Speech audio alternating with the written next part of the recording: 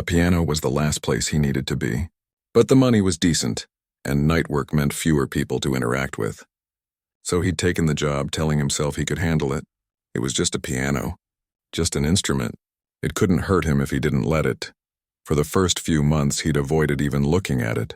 He'd clean around it, mop near it, but never let his eyes rest on the keys. Then one night, about 6 months into the job, he'd heard someone playing. It was late after closing, and he'd assumed everyone had gone home. But there in the dim light sat a woman he'd never seen before, playing Chopin. It was Antonio's wife, Isabella.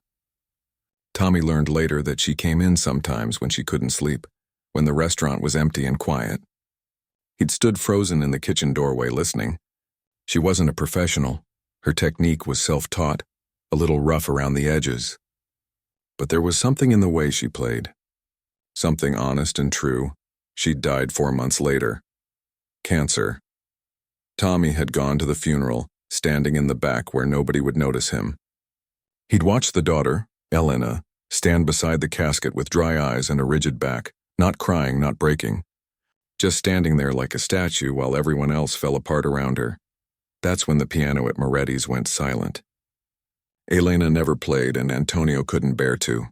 It just sat there in the corner gathering dust, a beautiful ghost of something that used to bring joy.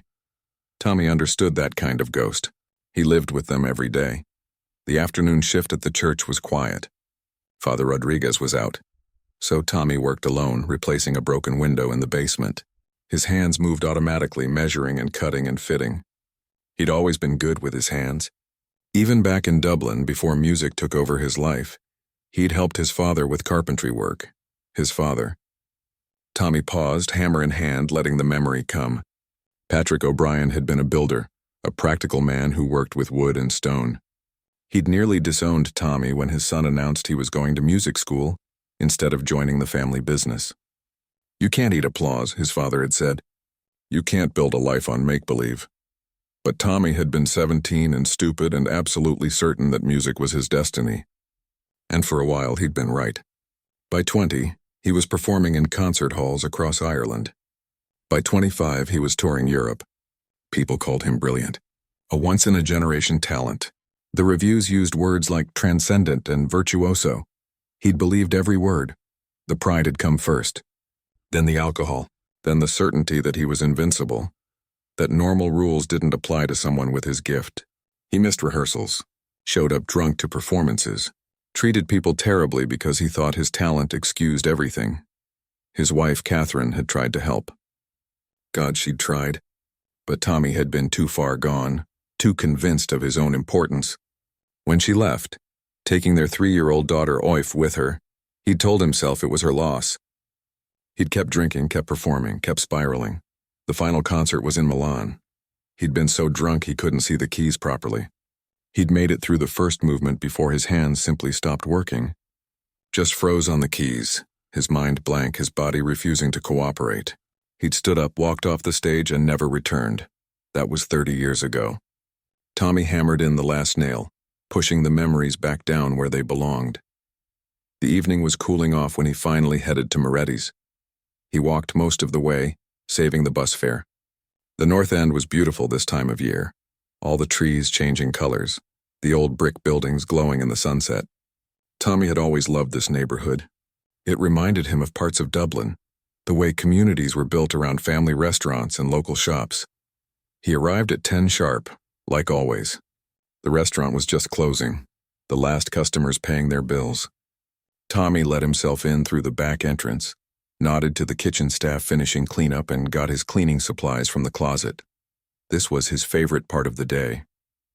The quiet hours when the restaurant was empty and he could work in peace. No conversations, no questions, no need to pretend to be someone he wasn't. Just him and the mop and the soft hum of the refrigerators. But tonight felt different somehow. Elena was still there, sitting at the bar doing paperwork. She usually left by 11, but it was already past midnight and she hadn't moved. Tommy worked quietly, cleaning the dining room, careful not to disturb her. "Tommy?" He looked up. She was watching him, her pen tapping against her notebook. "Yes, Miss Moretti? Can I ask you something?" She seemed nervous, which was unusual. Elena Moretti was always confident, always in control. The other day you said you used to come here on Sundays to listen to my mother play. Why? Tommy leaned on his mop, considering his answer. He could lie. Should lie. But there was something in her eyes that made him want to tell the truth, or at least part of it. I was going through a difficult time, he said carefully, and I'd walk around the city trying to clear my head. One Sunday, I heard piano music coming from this restaurant. I came in, ordered a coffee, and just listened. Your mother played with her whole heart. No showing off, no trying to impress anyone. Just honest music. It helped hearing that, so I came back whenever I could. Elena was quiet for a long moment. What kind of difficult time? The kind where you've made mistakes, Tommy said softly. The kind where you're trying to figure out who you are when you're not who you used to be. She nodded slowly, and Tommy saw understanding in her face. Maybe she knew something about that herself. The Chopin piece, she said. The one I challenged that guy to play. You recognized it immediately. I did. How? Tommy smiled. I suppose I've always loved music, miss. It's been a companion through good times and bad. It wasn't the whole truth.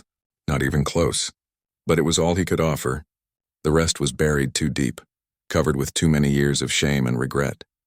Thomas O'Brien, the janitor, could talk about loving music, but Thomas O'Brien, the failed concert pianist, the drunk, the man who'd abandoned his gift and his family, that person couldn't exist in this restaurant. That person couldn't exist anywhere. Elena seemed to accept his answer. She went back to her paperwork and Tommy went back to his cleaning. But something had shifted between them. Some small door had opened, just a crack. Tommy thought about that as he mopped the floors, as he wiped down tables, as he carefully cleaned around the piano without touching it.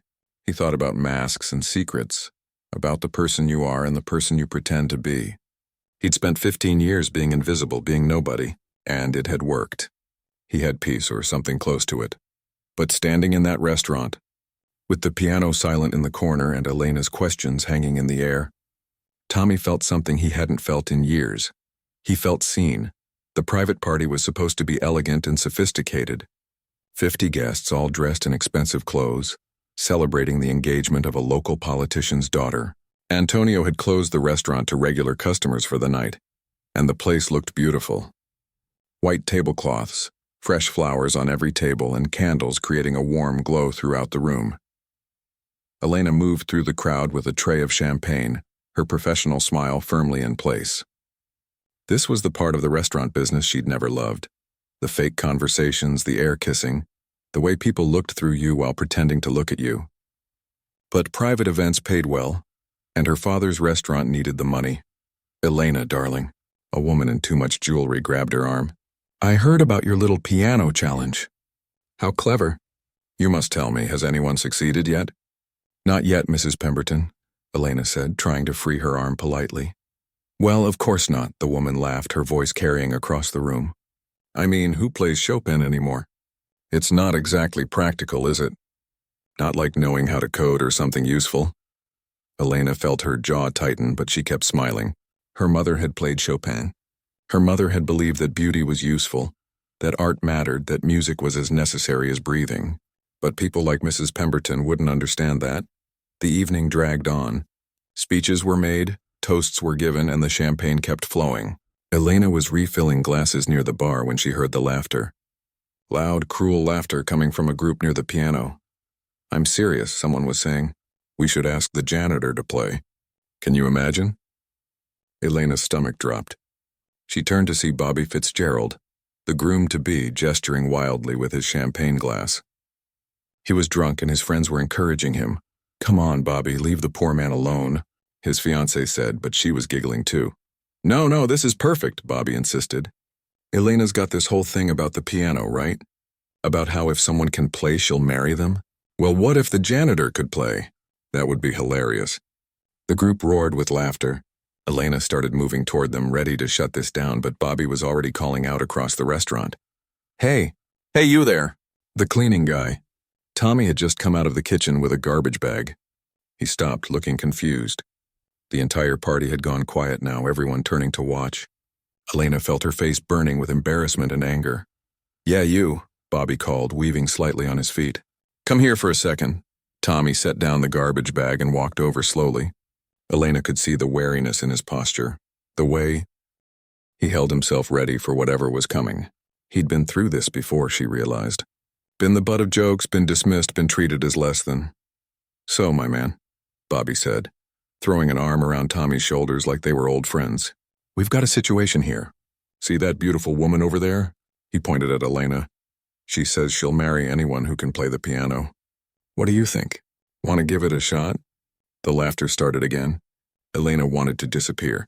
She wanted to throw everyone out of the restaurant. She wanted to apologize to Tommy for ever starting this stupid game in the first place. I appreciate the offer, sir, Tommy said quietly, but I should get back to work. Ah, come on, Bobby pressed. Just tickle the ivories a little.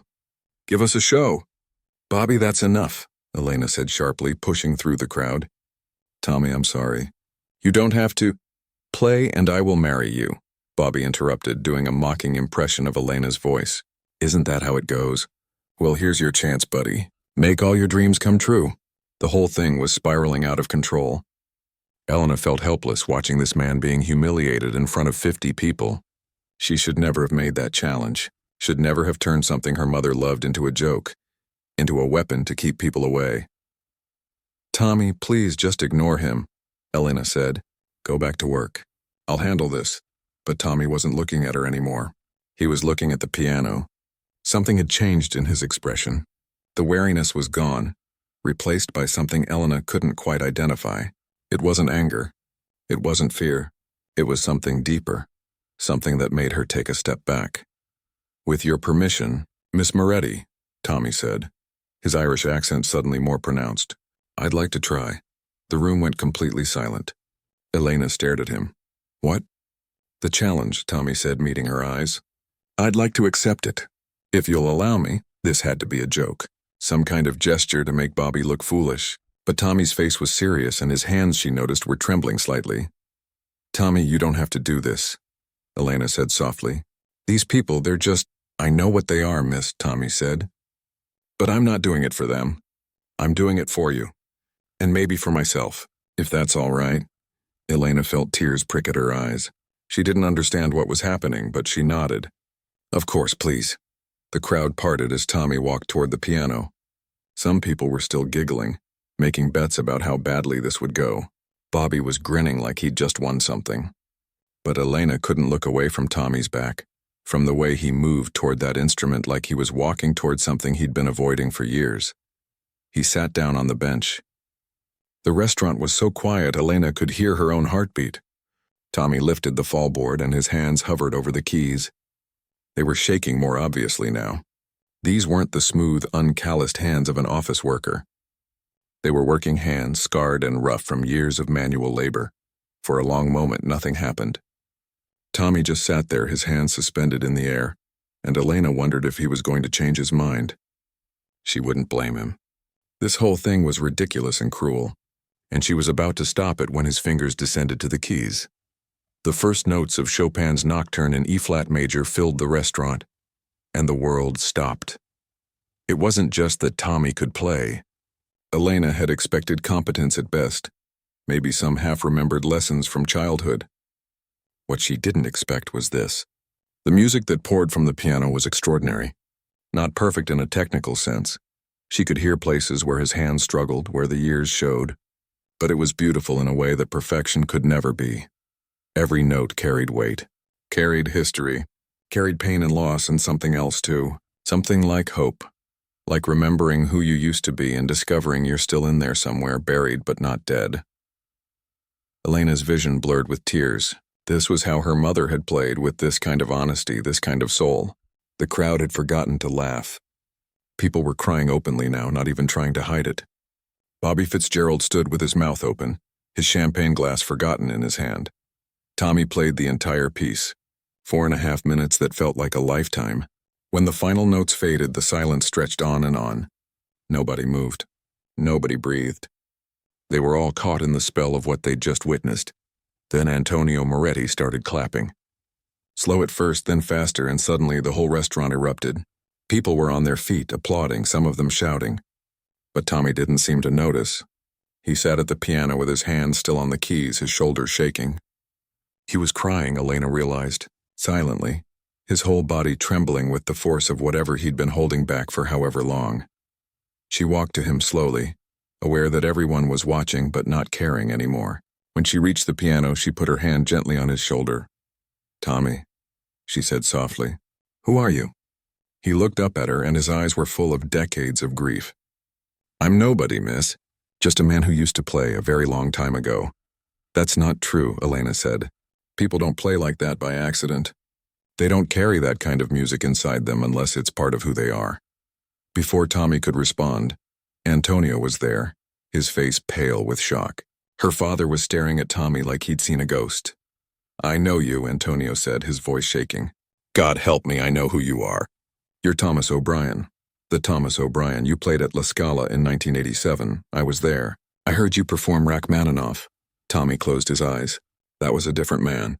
A different life when what happened?" Antonio asked. "You just disappeared. Everyone thought you were dead." "I might as well have been," Tommy said quietly. "The man I was, he died a long time ago. I'm just what's left." The crowd was pressing closer now, everyone trying to hear, trying to understand. Bobby Fitzgerald had the decency to look ashamed, his earlier bravado completely gone. Michelle stood near the back crying into her apron, and Elena just stood there, her hand still on Tommy's shoulder, trying to process what she'd just learned.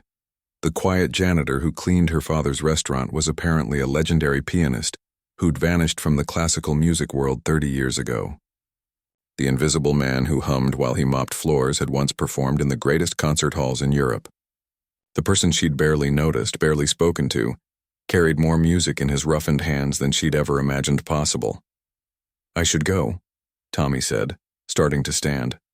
"No," Elena said firmly. "Please don't go. We need to talk. I need to understand." "There's nothing to understand, miss," Tommy said. "I was someone once. I threw it all away. Now I clean floors. That's the whole story." "I don't think it is," Elena said. "I don't think that's even close to the whole story." Tommy looked at her for a long moment, and Elena saw something break in his expression.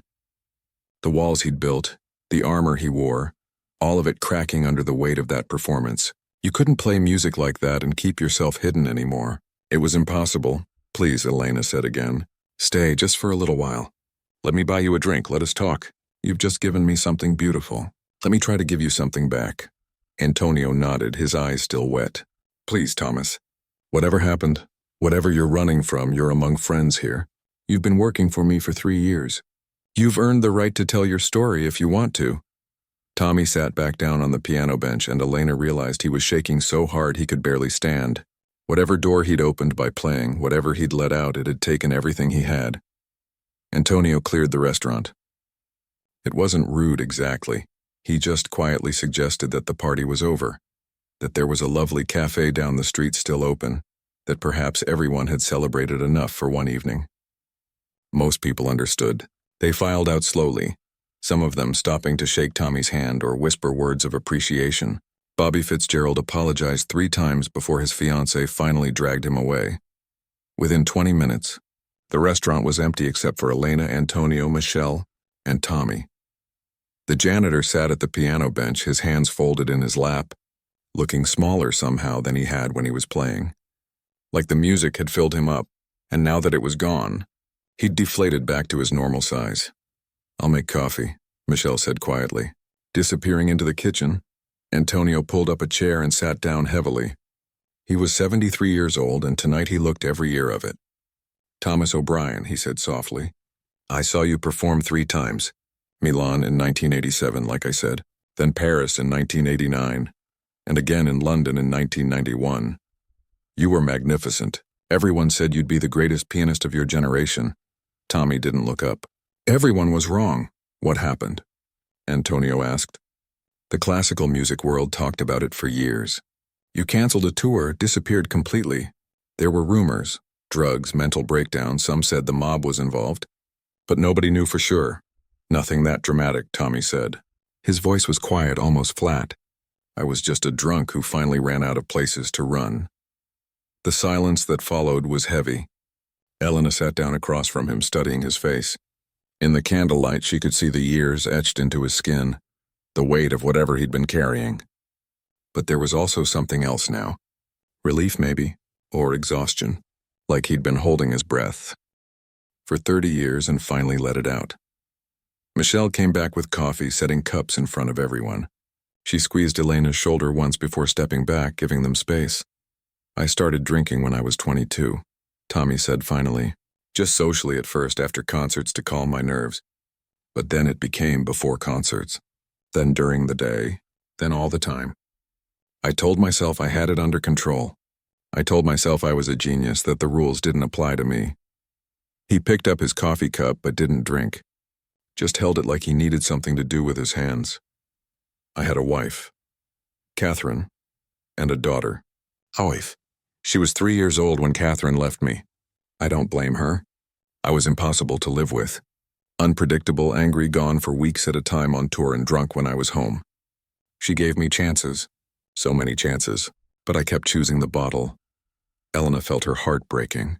She'd built up this image in her mind over the past few minutes. The tragic artist, the misunderstood genius. But the reality was messier and more human than that. The last concert was in Milan, Tommy continued. May 1994. I was supposed to play Rachmaninoff's Third Piano Concerto. I'd played it 100 times before. Could do it in my sleep, or so I thought. But I showed up drunk. Really drunk. Made it through the first movement somehow, but halfway through the second, my hands just stopped. My mind went blank. I looked at the conductor, and he was staring at me with this expression, part pity, part disgust. And I just stood up and walked off the stage. He took a sip of coffee, his hand trembling slightly. I remember walking through the streets of Milan for hours. It was raining. I ended up sitting on the steps of the Duomo, completely soaked, and I realized I had nowhere to go. No home, no family, no career. I'd burned every bridge, ruined every relationship. I'd thrown away my gift because I thought I was special enough that it didn't matter. Antonio reached over and gripped Tommy's shoulder. But you got sober. Eventually, Tommy said.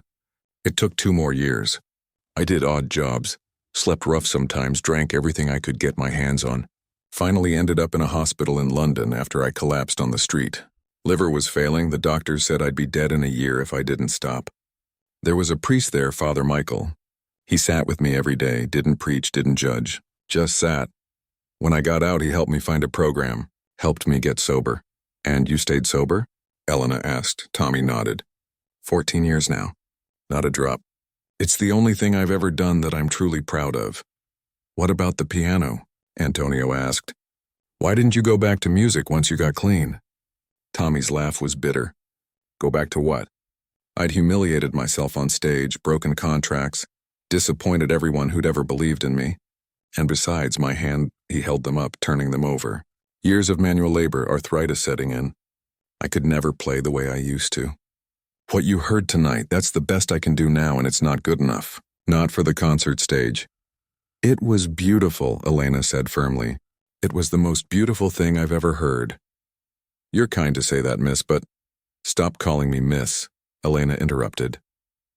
My name is Elena, and I'm not being kind. I'm telling you the truth. You played with more emotion, more soul than any professional I've ever heard. Yes, maybe there were technical imperfections, but who cares? Music isn't about perfection. It's about truth. Tommy looked at her, really looked at her for the first time all night. Your mother understood that. She played the same way. You really did come here to listen to her, Elena said. I did. I'd been in Boston about 6 months working construction jobs, trying to stay busy. One Sunday I was walking past and heard piano music. I hadn't heard live music in years. Avoided it completely because it hurt too much. But something about the way she played made me stop. So I came in, ordered coffee, sat in the back. It helped, hearing someone play for love instead of glory. Why didn't you ever tell anyone? Antonio asked. Why hide who you were? Because Thomas O'Brien, the pianist, was dead, Tommy said simply. He died on that stage in Milan. I didn't want to be that person anymore, the arrogant, self-destructive artist. I wanted to be normal. I wanted to work hard, stay sober, and maybe find some peace. And for 15 years, that's what I did. What about your daughter? Elena asked gently. Aoife, do you ever talk to her? Tommy's face crumbled. It took him a moment to compose himself enough to speak. No, I tried years ago. Sent letters. She returned them unopened. She was 9 years old the last time I saw her. She's 33 now. Probably married, maybe has children of her own. But I'm not part of that life. I gave up the right to be part of it. Michelle made a sound like a sob from where she stood by the kitchen. Elena felt tears streaming down her own face. Antonio pulled out his handkerchief and wiped his eyes. So I clean floors, Tommy said. I fix things. I work 3 jobs and send money to Catherine, my ex-wife, every month. She didn't want it at first, but I insisted. It's not much, but it's something. An apology that will never be enough. And you never played again? Antonio asked. Until tonight? Never, not once. I couldn't. Every time I thought about it, I remembered that last concert. The shame of it. The waste. Better to just stay away from pianos completely. So why tonight? Elena asked. Why now? Tommy was quiet for a long time. When he finally spoke, his voice was barely above a whisper. Because that young man, Bobby, he reminded me of who I used to be. Arrogant, thoughtless, using cruelty as entertainment. And I thought about you, Elena. About how you've built this wall around yourself with this piano challenge, using your mother's music as a weapon to keep people away. I recognized it because I've done the same thing. Different methods, same fear. Elena felt like she'd been slapped. I'm nothing like that guy. No, you're not, Tommy agreed. But you're hiding just like I was. And maybe I played tonight because I wanted to show you. Show both of us that hiding doesn't work. That the things we run from eventually catch up with us, and maybe that's not such a bad thing. The restaurant was quiet, except for the sound of Michelle crying softly in the background. Elena stared at Tommy, this man she'd barely noticed for 3 years, who'd just held up a mirror and forced her to look at herself. I started that challenge after my mother died, Elena said slowly. I was angry at the world, angry at God, angry at everyone who came in here and ordered food like nothing had changed. Like the most important person in my life hadn't just disappeared. So I made it impossible for anyone to get close. If they couldn't play like she played, they weren't worth my time. But nobody could play like she played, Tommy said gently, because she played with love. And love can't be replicated through challenge or competition. I know that now, Elena said. Or I'm starting to. You taught me that tonight. Antonio stood up, suddenly looking older and more tired than Elena had ever seen him. Thomas, I want to offer you something. And before you say no, just hear me out. I want you to play here, Sunday afternoons like Isabella used to. We'll pay you properly and you can keep your other jobs if you want. But this restaurant needs music again. And I think maybe you need to play again. Tommy shook his head immediately. I can't. What you heard tonight, that's all I have left. I can't do it regularly. It's enough, Antonio said firmly. More than enough. You don't have to be perfect, Thomas. You just have to be honest. And God knows you've proven you can do that. I need to think about it, Tommy said, standing up. His legs were shaky and Elena jumped up to steady him. Thank you for the coffee. Thank you for listening. But I need to go home now. I need to process all of this. Of course, Antonio said. Take all the time you need. The offer stands whenever you're ready. Elena walked Tommy to the door. Outside, the north end was quiet, the street mostly empty. Tommy paused on the threshold, looking back at the piano one more time. I'm sorry, Elena said. For everything. For making you the butt of a joke, for not seeing you, for... Don't. Tommy interrupted gently. You didn't make me play tonight. I chose that. And maybe it was time. Maybe I needed to remember that the music doesn't belong to me, it belongs to everyone. I was just the one lucky enough to channel it for a while. He started to leave, then turned back. Your mother would be proud of you, you know. Not for the challenge, that part she might have questioned. But for tonight. For listening. For seeing. That's the hardest thing in the world, really seeing another person, and you did that. Then he was gone, walking slowly down the street, and Elena stood in the doorway watching until he disappeared around the corner. Tommy didn't come to work the next night, or the night after that. On the third day, Antonio called his apartment and got no answer. Elena found herself worrying constantly, wondering if they'd pushed him too hard, if revealing his past had been too much for him to handle. He's probably just processing, Michelle said, though she looked worried too. That was a lot for one night. But Elena couldn't shake the feeling that something was wrong. On the fourth day, she left the restaurant in the middle of lunch rush and took the bus to East Boston. She'd found Tommy's address in her father's employee files, something she felt guilty about but not guilty enough to turn back. The building was exactly what she'd expected. Old, a little run down but clean. She climbed to the third floor and knocked on apartment 3C. No answer. She knocked again, harder this time. Tommy, it's Elena. Elena Moretti. I just want to make sure you're okay. Silence. She was about to leave when she heard movement inside. The door opened a crack and Tommy's face appeared. He looked terrible. Unshaven, dark circles under his eyes, his hair uncombed. I'm fine, miss. Just needed some time. Can I come in? Elena asked. Please? He hesitated, then opened the door wider. The apartment was tiny, a studio with a kitchenette, a single bed, and not much else. But it was neat, everything in its place. The only personal touch was a small framed photograph on the bedside table. Elena couldn't see it clearly from where she stood. I'm sorry for bothering you, Elena said. I was worried. No need to worry, Tommy said, but his voice was flat. I'm just thinking things through. About my father's offer? About everything. He moved to the small window that looked out over the street. You have to understand, Elena. For 15 years I've been invisible. Nobody knew who I was, nobody expected anything from me. I could just exist without the weight of the past. But now people know, Elena finished. Now people know, Tommy agreed. And I don't know if I can handle that. The questions, the expectations, the inevitable disappointment when they realize I'm not who I used to be. Elena sat down on the single chair in the room. What if they don't care who you used to be? What if they just want to hear you play now? That's what your father says. But I've seen how this works. People build you up just so they can watch you fall. I've been through that once. I can't do it again. So you're just going to hide? Elena asked. The words came out sharper than she intended. You're going to spend the rest of your life cleaning floors and pretending you don't have this gift inside you? Tommy turned to face her, and there was anger in his eyes now. It's not a gift, Elena, it's a curse. It ruined my life, destroyed my family, almost killed me. I'm better off without it. You don't believe that, Elena said. If you did, you wouldn't have played that night. You wouldn't have poured your soul into those keys, and that was a mistake. No, it wasn't. It was the most honest thing I've ever witnessed, and you can't take it back now. You can't unplay that music. They stared at each other, and Elena saw the war happening behind Tommy's eyes.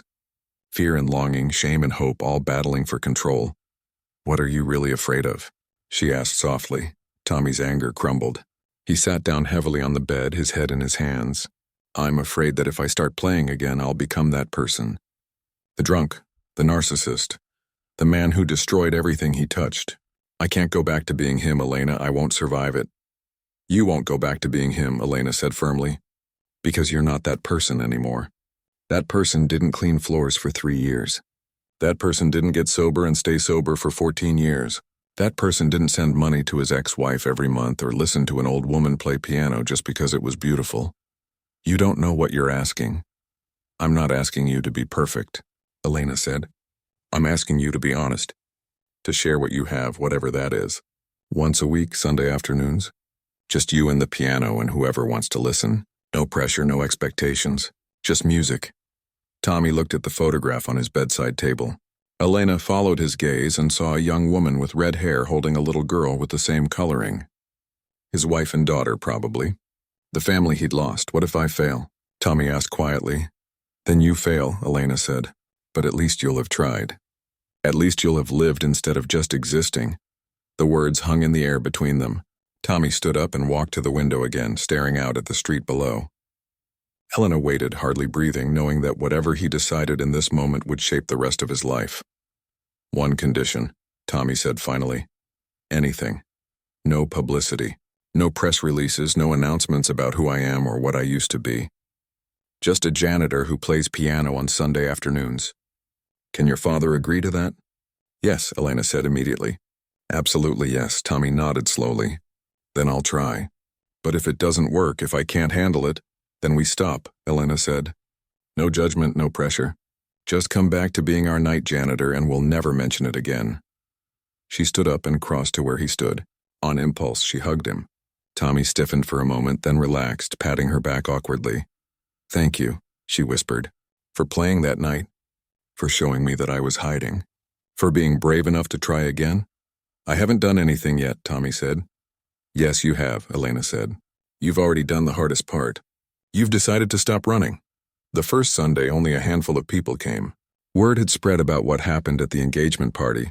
But Antonio had kept his promise, no publicity, no announcements. Just a small sign outside the restaurant. Live piano music Sunday afternoons 2 to 4 p.m. Tommy arrived at 1:30 looking nervous. He'd shaved, put on clean clothes, but his hands were shaking as he sat down at the piano. Elena brought him water and squeezed his shoulder once before stepping back. At 2 o'clock he began to play. The first piece was Chopin, the same nocturne from that night. Then he moved into other pieces, Debussy, Satie, some Irish folk songs Elena didn't recognize. His playing was beautiful but imperfect. His fingers stumbling occasionally, his rhythm not quite perfect. But there was emotion in every note, a depth that came from living and suffering and surviving.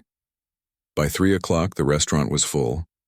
People from the neighborhood had wandered in, drawn by the music. They sat at tables, ordered coffee, and listened. Some cried, some smiled.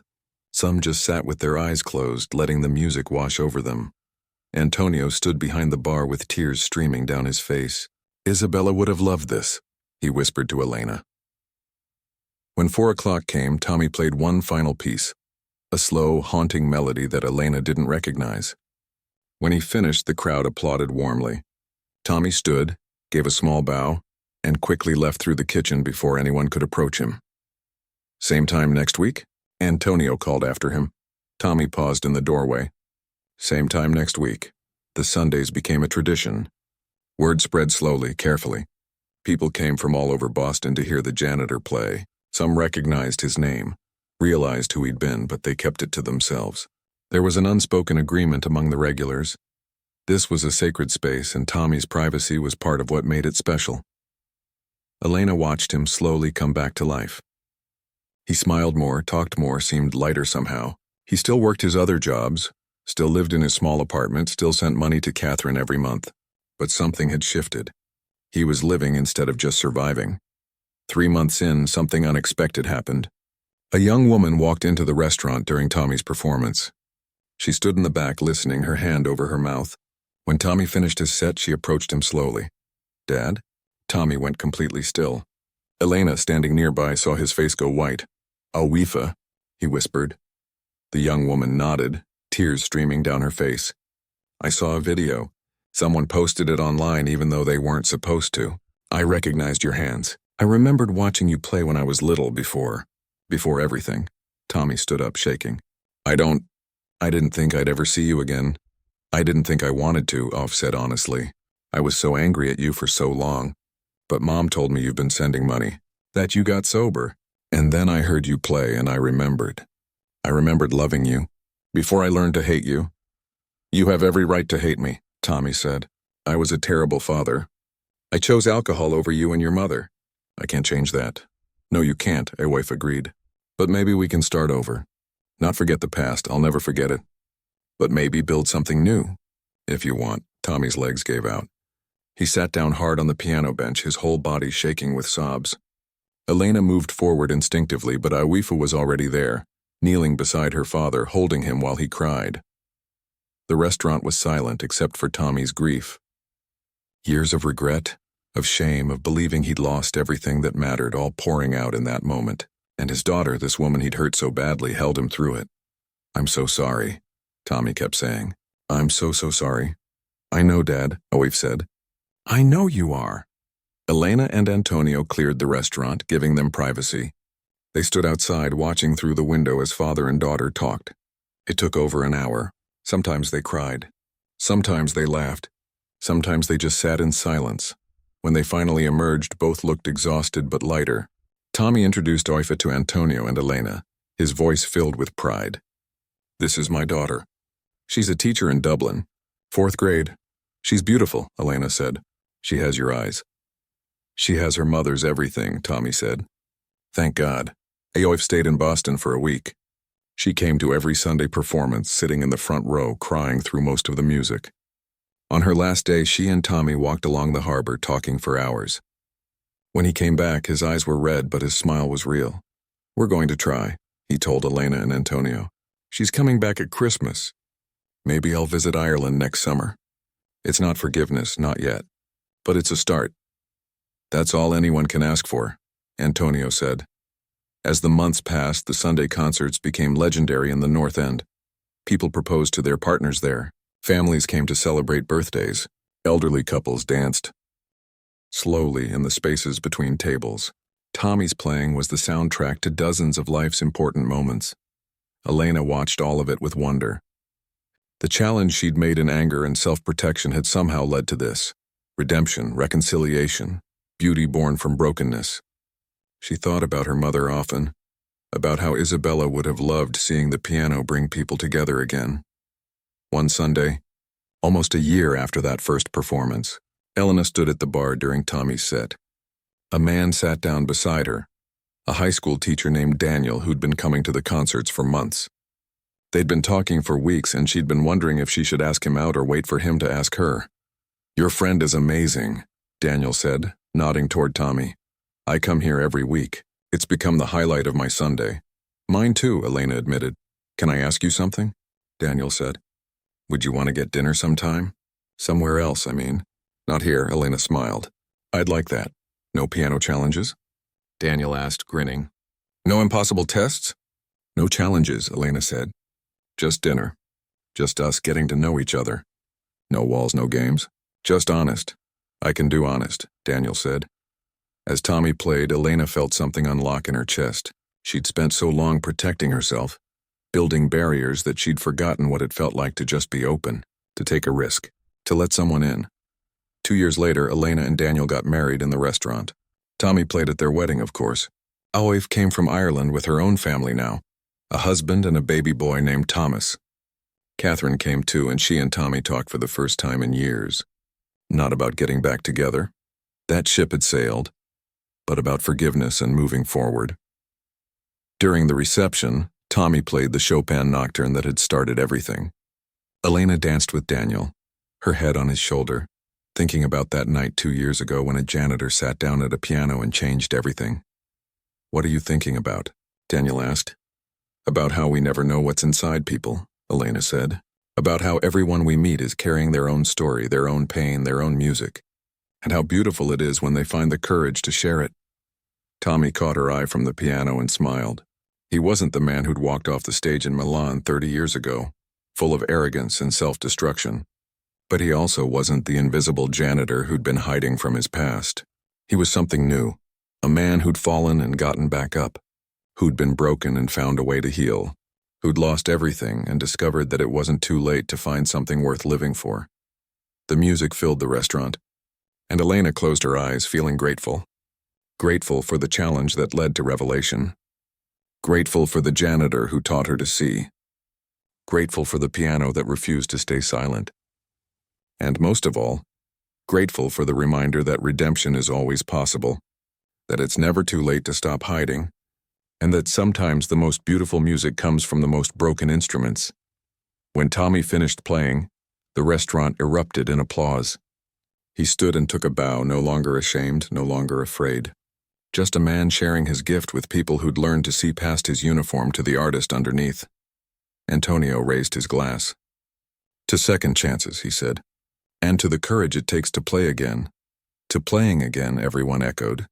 And in that moment, surrounded by family and friends, by music and laughter and love, Elena understood what her mother had always known. That music wasn't about perfection or challenge or proving anything. It was about connection, about saying with notes what words could never express, about showing each other that we're all broken in our own ways and all beautiful because of it.